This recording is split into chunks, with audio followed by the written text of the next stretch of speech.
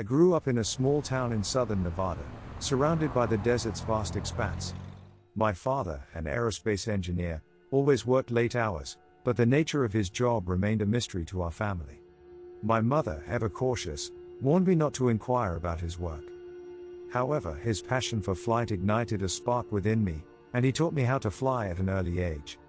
By the time I turned 15, I had become a licensed pilot. As I grew older, I pursued my dreams and joined the Marine Corps as a pilot. Over time, I gained recognition as one of the top pilots in the Marines.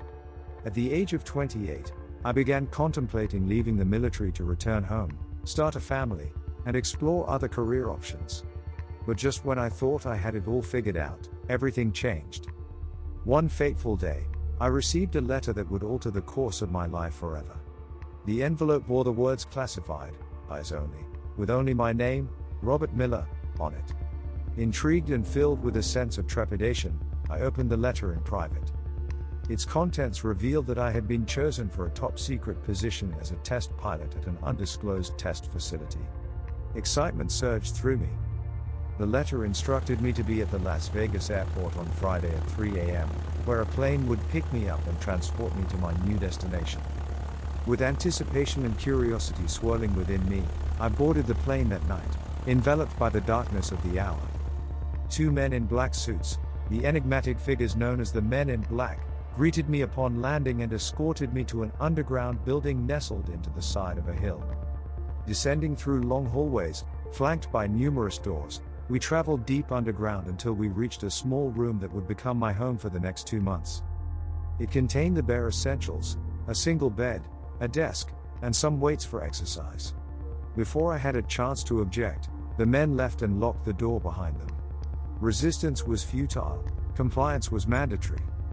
Curiosity burning within me, I rummaged through the desk drawer and discovered a booklet titled "Working at Grim Lake" or something to that effect. Settling on the bed, I began to read. The booklet revealed that Grim Lake, also known as Area 51, housed a staggering 1,200 employees engaged in top-secret projects shielded from public knowledge. It explained that the only way to gain employment at this covert facility was by invitation from insiders. It suddenly dawned on me that my father had likely worked at this very location during my childhood, explaining his mysterious occupation. Though retired long ago, he had somehow orchestrated my invitation to this enigmatic place. Uncertainty filled my thoughts as I pondered what lay ahead. An hour later, the Men in Black returned, instructing me to follow them. We traversed dimly lit, tube-lined corridors and ascended several flights of stairs until we reached another room. I was asked to sit at a table across from them, and they proceeded to explain the reason for my presence. They divulged that the technology I would be test piloting was not of human origin. In 1947, they discovered remnants of an extraterrestrial craft, which they had since reverse engineered. I was about to become the first pilot to fly this remarkable creation. Once again, they emphasized the need for utmost secrecy, warning of dire consequences if I breathed a word about it to anyone, including my family. When I inquired about the craft's origin, they confessed that it was not of this world. The craft's origins were extraterrestrial in nature left me speechless.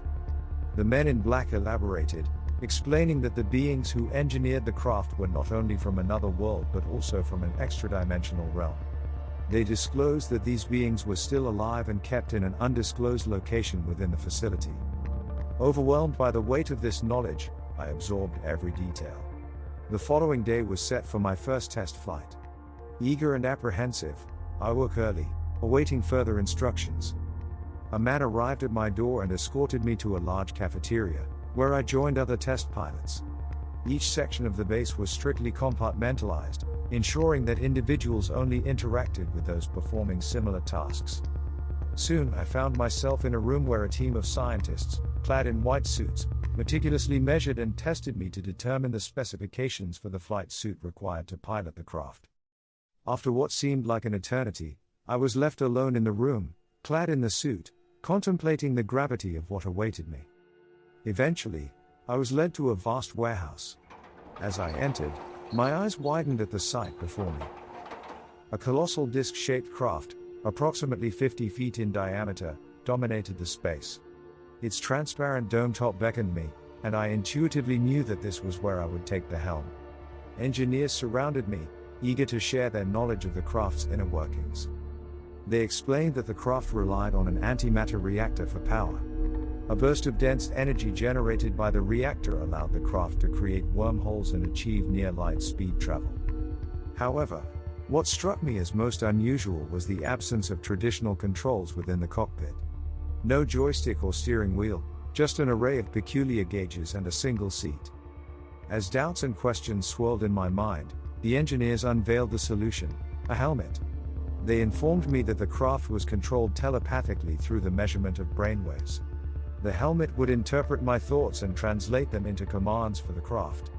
It was a technology far beyond anything I could have imagined. The night passed restlessly as I contemplated the impending test flight. Morning arrived, and with it, a sense of both excitement and trepidation. Escorted by the engineers, I made my way inside the craft, guided to the pilot's seat. I took in the sparse cockpit, devoid of conventional controls, and donned the helmet. Plugging into the system, I received clearance from the air traffic control tower. The moment had arrived. I was about to take off in a craft powered by extraterrestrial technology. As instructed, I imagined myself as an extension of the craft, intimately connected to it through my thoughts. With a surge of anticipation, I willed the craft to float off the ground. But it didn't respond as expected. Instead of gracefully lifting into the air, it remained motionless. Adjusting my approach, I envisioned myself becoming one with the craft, merging our consciousness and essence. Vibrations emanated from the antimatter reactor beneath me, indicating its activation. Within seconds, the craft defied gravity, ascending into the sky. Looking out through the transparent dome, I saw people on the ground, witnesses to this historical event. It was a moment of exhilaration and awe. The engineers instructed me to ascend to 1,000 feet before returning to the ground. I maintained focus, closely monitoring the gauges and the altitude. At 500 feet, I sensed a sudden cessation of vibrations from the engine. Glancing at the odometer, I realized that the craft was rapidly losing altitude. Panic surged through me as I struggled to regain control. With no physical controls at my disposal, I desperately tried to imagine the craft floating, willing it to stabilize and regain altitude. But despite my efforts, it continued its descent toward the ground. Time seemed to slow down as I braced myself for impact, my mind racing with a flurry of thoughts and emotions. Then, in a flash, everything went black. When I regained consciousness, I found myself lying in a hospital bed, surrounded by medical equipment and the sterile white walls of the base's medical unit. My legs were encased in casts, and a dull ache pulsed through my body. Confusion swept over me as I struggled to recall the events that led to this moment. A man in a black suit entered the room, his demeanor grave yet composed. He informed me that just before the craft was about to crash, it had inexplicably vanished into thin air, leaving behind only shattered fragments of its structure. The base personnel, perplexed by the sudden disappearance, had returned to their duties. But then, in the middle of the night, a tremendous crashing noise echoed through the facility. Rushing outside, they discovered the craft had reappeared, crashing at the precise spot where it had seemingly vanished earlier. Miraculously, I was found within the pilot's seat, unconscious and with shattered legs. The scientists hypothesized that during the initial descent, the craft had inadvertently time-traveled several hours into the future, only to reappear moments later in a catastrophic crash. The phenomenon left everyone astounded and bewildered, unable to fully comprehend the nature of the craft and its capabilities. As the man in black relayed this information, a wave of mixed emotions washed over me. I was relieved to be alive, yet disheartened by the failure of the test flight. Despite the setback, I knew deep within me that the truth about this extraordinary technology needed to be unveiled. The public deserved to know about the remarkable discoveries and achievements hidden behind the veil of secrecy. With a renewed sense of purpose, I resolved to break my silence, despite the NDA I had signed. The truth, I believed, was more important than my own safety. If I were to face dire consequences for revealing what I had witnessed, so be it. The public's right to know outweighed any personal risks. I decided to expose the existence of the craft and the advanced technology that lay within the secret confines of the facility. My hope was that by sharing my story, the public would become aware of the extraordinary advancements achieved through reverse engineering extraterrestrial and extra-dimensional technology. Now, as this story reaches the public, I implore you to demand the truth, to question the narrative presented by those in authority.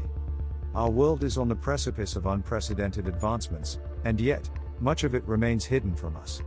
The time has come for transparency, for the liberation of knowledge, and for the revelation of the extraordinary achievements of mankind. The public needs to know this.